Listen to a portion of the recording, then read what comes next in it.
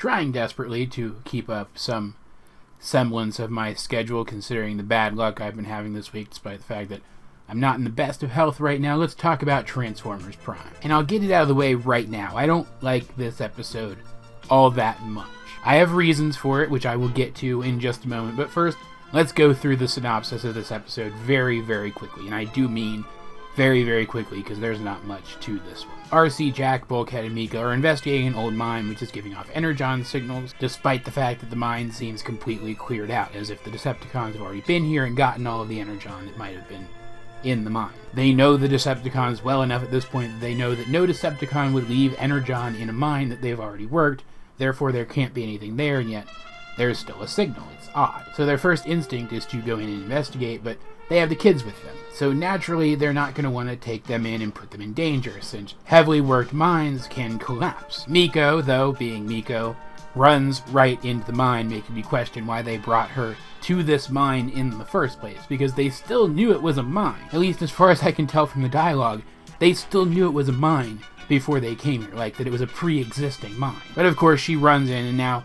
at the very least, Bulkhead has to go in after her, but after talking about it very briefly, Jack and RC decide to go as well, despite the fact that Jack would also be in danger in this mine. Every one of them would be in danger in this mine. If the mine collapses, they're all going to get trapped or killed, one or the other. Giant robot or not, when huge amounts of earth fall on you, there's not much you can do about it. Fortunately, though, they did decide to make this reckless choice and go with Bulkhead after Miko, because as soon as they enter, Starscream and Megatron show up to also investigate the mine for their own purposes. If RC and Jack had stayed outside of the mine, they would have been engaged by Megatron immediately after he landed, and even though Bulkhead probably would have heard the fight and come back, I doubt that would have gone very well for them. But then again, when Megatron and Starscream enter the mine, they seem to enter into a completely different part of the mine, which the framing of the scene didn't make it seem like that's what was going to happen. It didn't make it seem like they were entering in any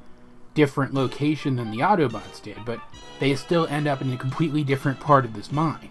They don't even know that the Autobots are there. Like, maybe I'm missing something, maybe something with the direction confused me or something, but shouldn't they have crossed paths pretty much immediately? It doesn't really matter, though. It's not important. Megatron brought Starscream here to show him that he knows that there's still energon in this mine that Starscream has supposedly worked. That there's still Decepticon mining equipment there, and that there's still energon, proving that Starscream is hoarding energon for his own purposes. He reveals what we could pretty clearly tell from his behavior, that he knows what Starscream has been up to, that he knows that Starscream is trying to overthrow him, he knows that Starscream tried to kill him, he knows that Starscream is trying to undermine him in general and take his position as leader. And while I guess it's kind of cool that they tell us this in the dialogue, because this is a show for kids, I have to keep reminding myself this is a show for kids, I don't see why we needed to be told this. Even looking at this from the perspective of a child fan of the show, kids are a lot smarter than a lot of people give them credit for.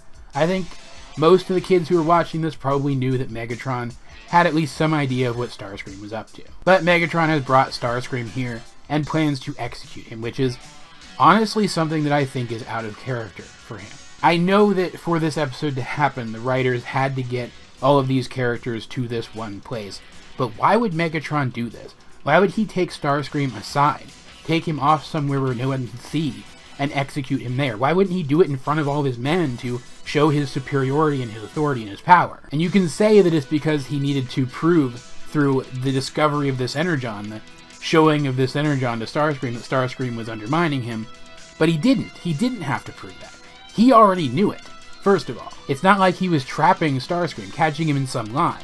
Megatron already knew about the lie. So why did he bring him here except to serve the plot? Because to serve the plot is not a satisfactory answer for me. Anyway, through some unfortunate circumstances, the cave does end up collapsing.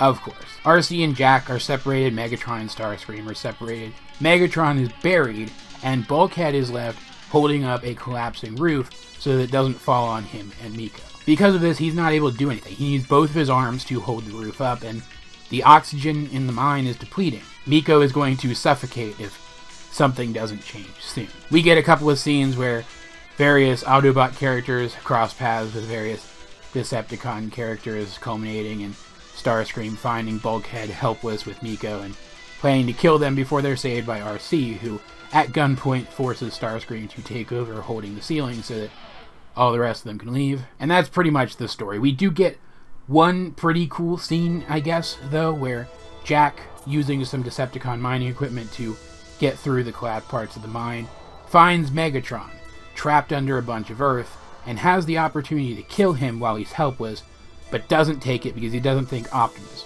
would take it. And Megatron is appropriately savage in that scene. His dialogue is appropriately savage. It's good dialogue, and we do get a scene later on where Jack confirms with RC that Optimus would have made the same choice that he did. It's clear that Jack is trying to live up to Optimus's example. But again, while this is a kid's show, and while it is cool to get confirmation that Optimus wouldn't kill a helpless opponent, Optimus is still the hero of the show. Kids are going to pick up on the fact that he wouldn't kill somebody who can't fight back. Now, granted, some of the live-action movies, which were very prominent in the pop culture when this show was first being released, would suggest otherwise, so maybe it was necessary to say that, but again, I don't feel like this entire episode was needed to make that point, and really that's the only worthwhile point made in this episode. The episode ends with us unclear whether or not Megatron is going to kill Starscream, because Starscream did come back into the cave when he didn't have to try to save Megatron.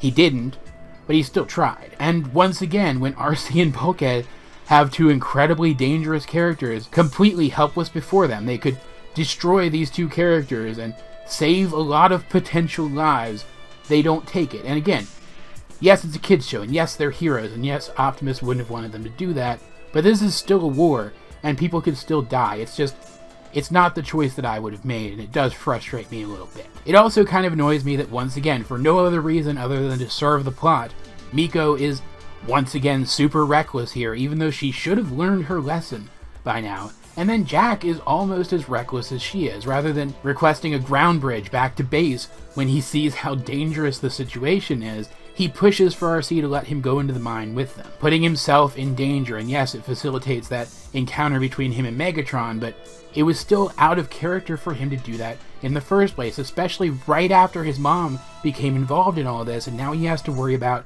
her worrying about him. And I just don't see RC, so soon after proving that she's responsible to Jack's mom, letting Jack do something so dangerous. This is a bad filler episode. The characters act out of character. Characters who have already learned their lesson multiple times make the same mistakes that they've always made.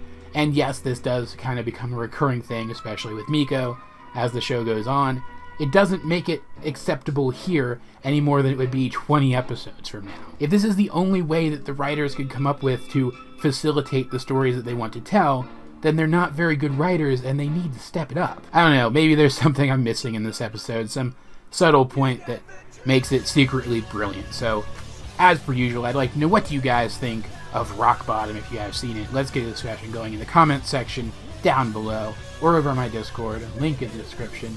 But either way, this has been AJ22, and I will talk to you guys later.